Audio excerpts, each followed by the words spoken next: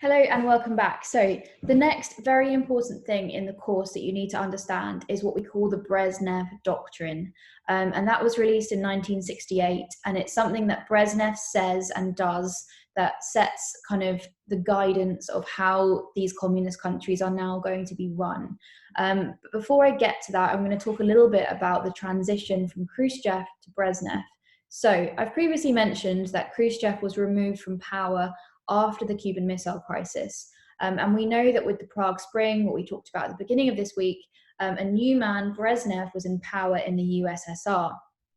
So I'm going to briefly go through how Khrushchev falls from power so we kind of completely understand what went on.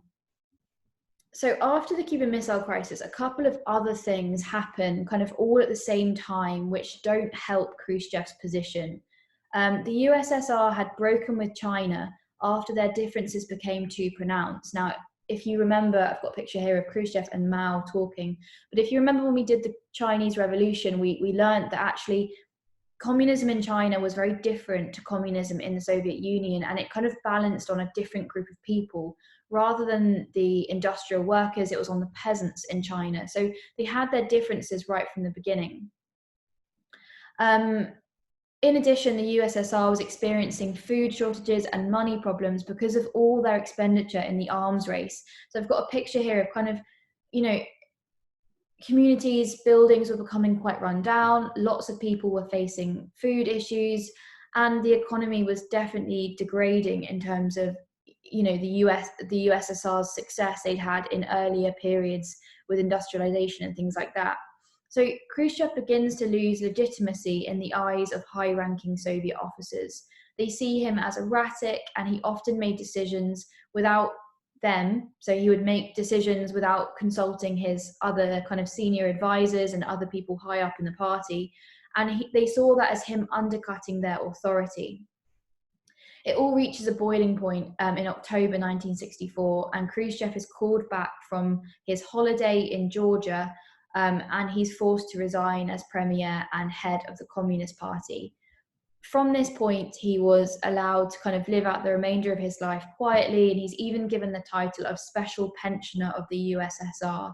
He then eventually dies of a heart attack in September 1971, but it's completely natural, the heart attack. Now, he's replaced by this man, Leonid Brezhnev, who became General Secretary and Chairman of the President of the Supreme Soviet. When he first comes to power, his position is weaker than Khrushchev's was initially, but he acts very quickly to strengthen it. What's really interesting is that this change of leadership is very unusual for Soviet history, as it involved no bloodshed. It would have been very normal in Soviet politics for Khrushchev to have been branded a traitor, been executed, been interrogated, been assassinated, or sent to exile, but he's actually allowed to live on in relative comfort. Brezhnev then leads the party for the next 18 years. The time is second in duration only to Joseph Stalin. So he is a really successful Soviet leader. His rule is characterized by political stability, foreign policy successes, and there's also kind of those archetypal features of what we've seen before. There is corruption, there is inefficiency, and there are rapidly growing technological gaps with the West. Okay, so who actually is this man, Brezhnev? Well, Brezhnev was born into a Russian workers' family. He joined the Soviet Communist Party's Youth League in 1923, and he rose very quickly. He worked in the Red Army during the Second World War, and by that point, he had become a major general. So he was clearly very well military-minded, and he rose very quickly through the party ranks. He definitely stabilized the Soviet Union and had a very pragmatic, which means practical, approach. Khrushchev, in comparison, had rarely made decisions with other people, and he'd regularly made them on his own and enacted policies without consulting the rest of the Politburo, which is what they call that kind of, that council. In comparison, Brezhnev is careful to minimize dissent, which means arguments and unhappiness in the party. He would often kind of reach decisions with consensus, so with agreement from others and other members of the party, senior members of the party. He managed to achieve nuclear parity, so he got to the same nuclear level as the United States, and he expanded the Soviet Union's global influence, particularly in the Middle East and in Africa. So he does have some very successful times and years in his time as leader of the Soviet Union. After the Prague Spring, Brezhnev is determined to avoid a similar situation again. And to do this, he creates something called the Brezhnev Doctrine, which clearly outlines a policy that would be enacted if any country within the Warsaw Pact tried to do what Czechoslovakia did. So it makes it very clear what would happen if any country resisted communist and Soviet control. So what was this Brezhnev Doctrine? Well, in November of 1968, 3 months after sending Soviet troops to Czechoslovakia, Brezhnev made a speech, and in this speech he outlined his position on future threats to communism.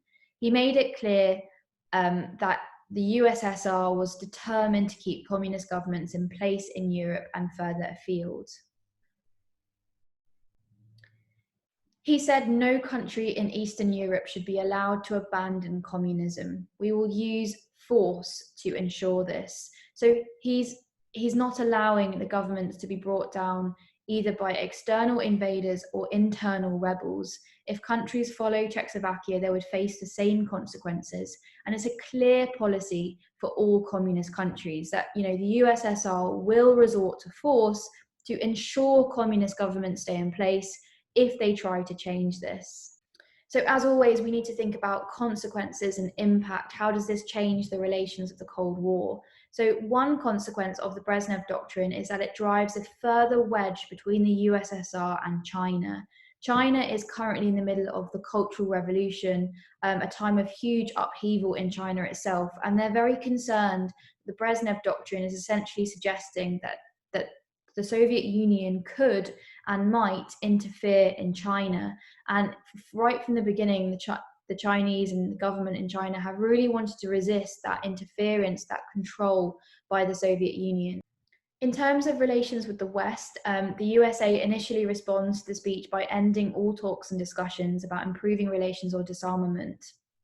However, this position changes quite quickly. The American government don't want to throw away all the progress that's been made, and instead they choose to see it as a defensive policy rather than an aggressive one, and they choose to see it as something which is not a threat to the USA. The speech is made just days after a new president, President Nixon, and if I move out the way, we've got him right here. This is President Nixon talking to Brezhnev. So it's made just days after President Nixon is elected. And he had built his career on being anti-communist. Both of these men are kind of what we might call old warriors. They've both been around, they've both been high up in politics most of this Cold War. And they've seen, what's happened. And they actually work really, really well together. And by the end of this relationship, by the end of their terms, we might even call it kind of a cordial friendship that's developed. I'm going to go into more of this a bit later on when we talk about the end of the Cold War. So overall, surprisingly, the Brezhnev Doctrine actually made it better and made things better in this Cold War. It outlines a clear policy for communist countries, and America could at least understand where the Soviet Union stood now. America made a decision to react positively rather than negatively to it, and it really proves that by this point, both countries want to have more amicable relationships.